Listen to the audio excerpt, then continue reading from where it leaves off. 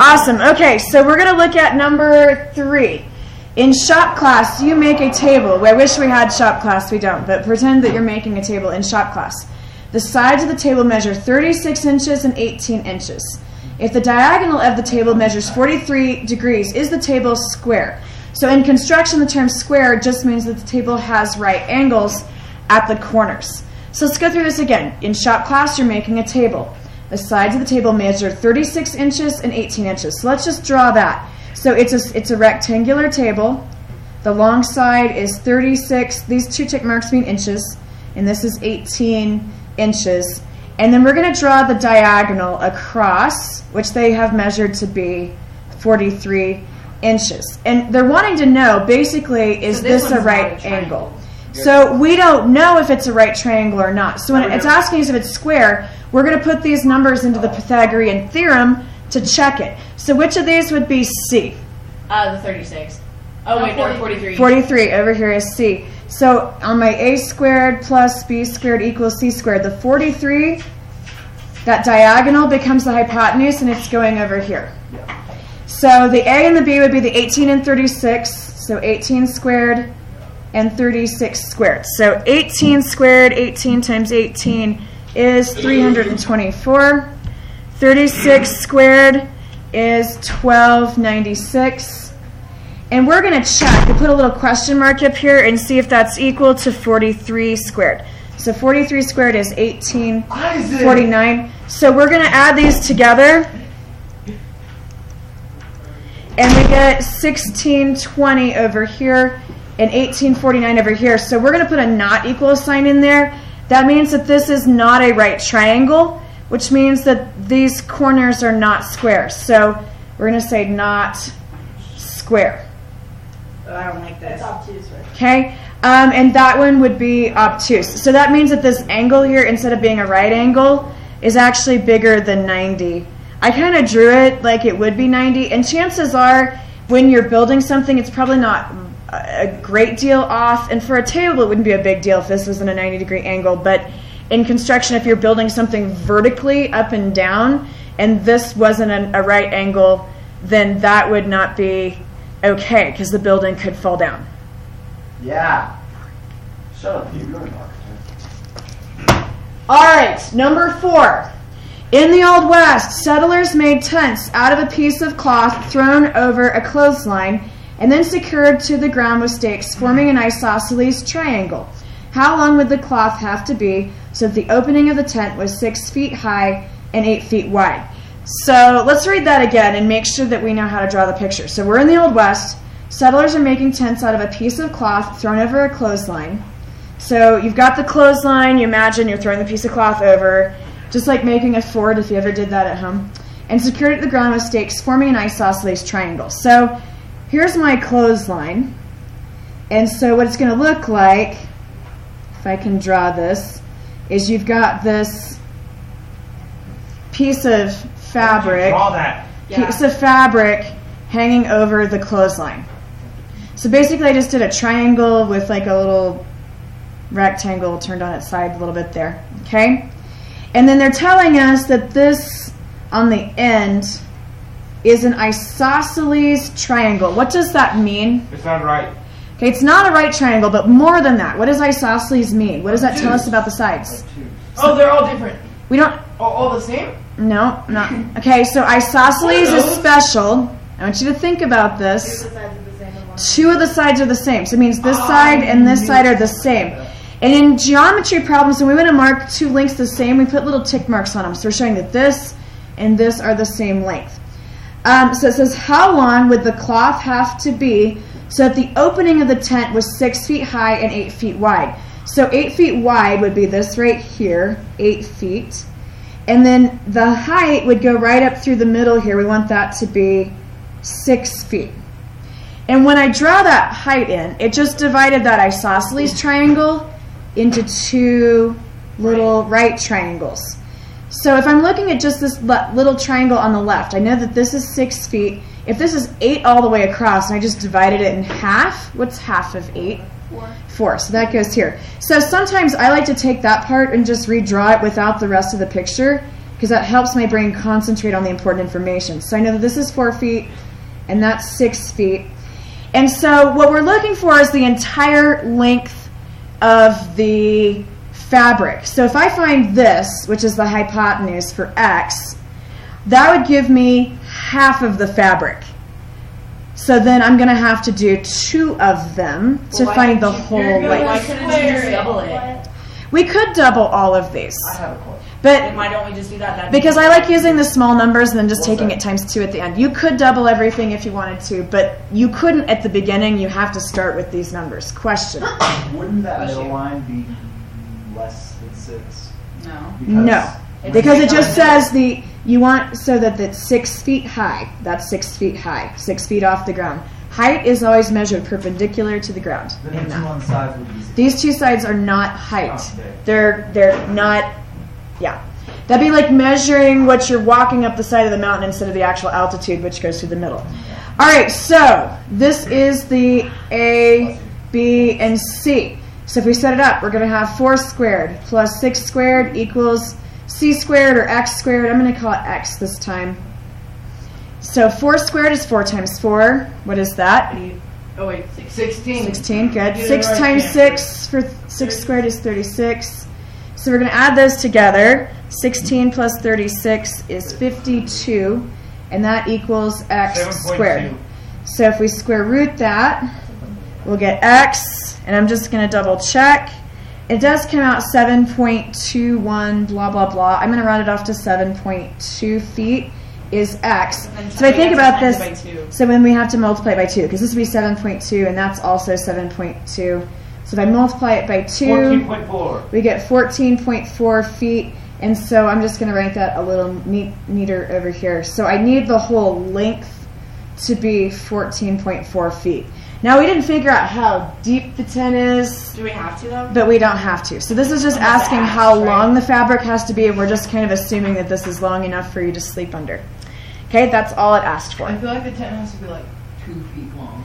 All right, so I just want to point out to you, when you have a problem and they tell you something about the isosceles triangles, you're usually, if it's on something with Pythagorean theorem, going to have to draw that height in and split it in half. Even if we're not doing a lesson on Pythagorean theorem, that's just a trick that I want you to know. Split it in half, make it into right triangles, and generally that makes everything easier to deal with. Okay?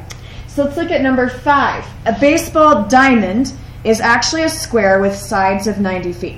Let's just stop there and draw that. So let's say that this is home plate, first base, second base, third base, and so when you connect all these, it actually just makes a square that's turned on its side. Oh, wow. It's 90 feet on each side, so 90 feet, 90 feet, 90 feet, 90 feet. So I just like to get that straight in my head. So it's a square, but they call it a diamond because we think of it as sitting behind home plate and looking at it this way. Okay? If a runner tries to steal second base, so on first base, they're trying to steal second, how far must the catcher at home throw to get the runner out? So they're throwing from home to second base. 180. So that's going to be, so when we're thinking about this triangle, this is actually, because this is a square, that makes this a right angle, which makes this a right triangle when we draw that diagonal there from home plate to second. And this would be the distance they would have to throw. Given this information, explain why runners more often try to steal second base than third. So we'll go through that here in a second. So let's figure out how far they have to throw it first. 90 feet. So it's not 90 feet. So 90 squared plus 90 squared equals x squared. This is your hypotenuse right here. So this would be 90 squared is 8,100. This is 8,100 or 8,100. Okay, so the same number twice. When we add it, we'll get 16,200 equals x squared. Now what do I do now? Square root it. Yeah. So up here, what we did was squaring. Wait, we can do you slow this. down a little It's bit? square root. 127 points. Okay, just a second. She's asking for us to slow down, so I'm just Okay, pausing. okay. So when we type this in, we get 127.27. I'm just going to round that off to 127.3 feet. So that answers the first question. So if we go back, so when it asks how far must the catcher at home plate throw to get the runner out, We just did that. So this distance across here is 127.3.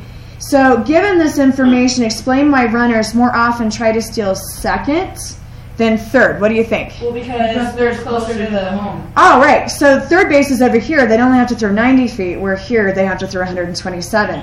So we would say it's only 90 feet from home plate to third, which is not very far to throw.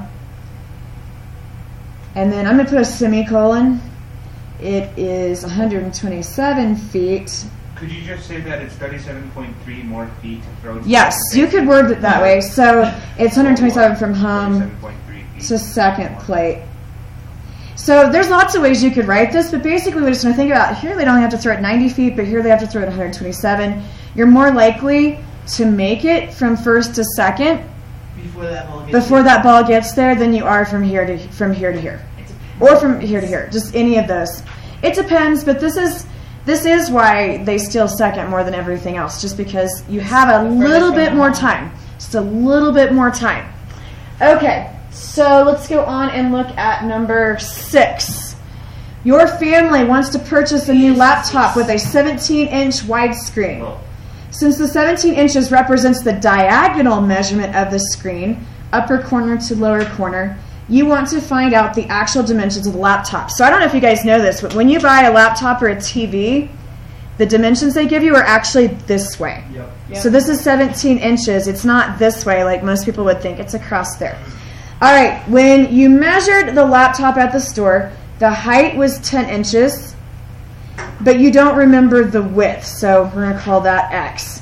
Calculate and describe how you could figure out the width of the laptop to the nearest 10th inch. Would we double this one too? No. No. Okay, so on this, which side is the hypotenuse? Which side is C? The 17. The 17. So we're going to do x squared and 10 squared. You could do 10 squared and x squared. It doesn't matter. I just like to put the x's first. Equals 17 squared. So I'd have x squared. 10 times 10 is 100. 17 times 17 is 289. I was looking at the little poster over by Isaac's head. He's got all the answers over there. Okay, can I square root it now? Is that okay? No, you have to subtract the 100. Good job. We have to subtract the 100 first. 189. Okay, so x squared equals 189. Then you can square root it. Then you can square root it. Good job. 13.7. And we get what? 13.7. 13.7 inches. All right, so if we go back to see what it's asking for, it says calculate and describe how you could figure out the width of the laptop. So we calculated, but we're going to describe what we're doing. So basically, we're just going to write a couple sentences. So when we only have to write sentences when they say describe. They only have to write sentences if they ask you to explain or describe. Okay, so right here, we're just going to write something really quick. So we used the Pythagorean theorem. Can we put P or PT? So we... Put PTSD. We really should write it out because PT stands for physical therapy for most people. So Pythagorean theorem, just write it out. So here's the Pythagorean theorem. 17 inches was the hypotenuse. Hippo, right? You still got to write the words out. We're describing this like somebody reading it has no idea. So 17 inches is the hypotenuse. And I just wrote and twice. Oops. And 10 inches was a leg. We solved for the other leg. And since we have all of our work right here, that's probably a good explanation. If we didn't have our work, like if this was on something like the park test, we would actually want to go through first. I did this, and you would use the Pythagorean theorem, and you might put this in, and then I squared the numbers, and then I subtracted 100, and you could be really detailed. That because we are calculating and showing the work and describing, we're just kind of letting them know, hey, we used the Pythagorean theorem. It might also be good if you were doing this on a standardized test to write in what the Pythagorean theorem is. A squared plus b squared equals c squared. Go into some real depth. So we're probably not doing a super good job in this space that we have, but because we have this work, we wouldn't necessarily have to write as much.